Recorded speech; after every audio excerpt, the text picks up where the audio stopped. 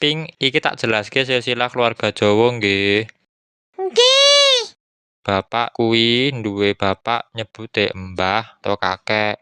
Mbahku duwe bapak jenenge Buyut. Buyut duwe bapak jenenge Canggah. Canggah duwe bapak jenenge Wareng. Dawaman to, Mbah?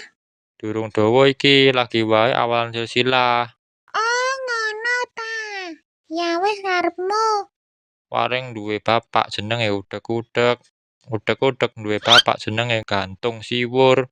Gantung Siwur duwe bapak jenenge Gropak Sente. Gropak Sente duwe bapak jenenge Depok Bosok. Cek, Mbah. Depok bosok kuwi gedang bosok ta? Dudu, kuwi malah panganan, Ping. Bar depok bosok opo, Ping?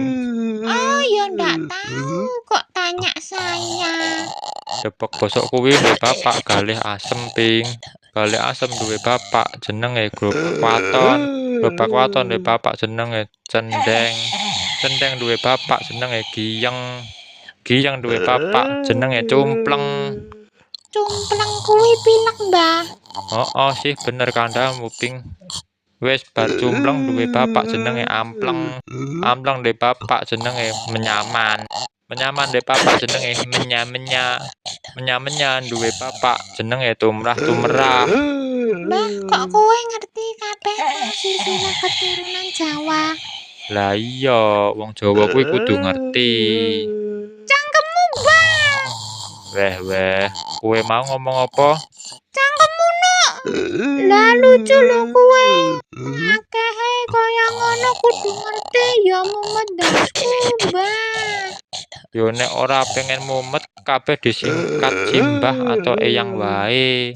Terus kesimpulannya sing paling tua dhewe Nabi Adam dong.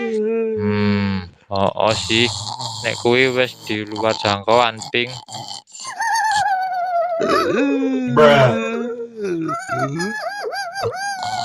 Dan dasar tulak nut.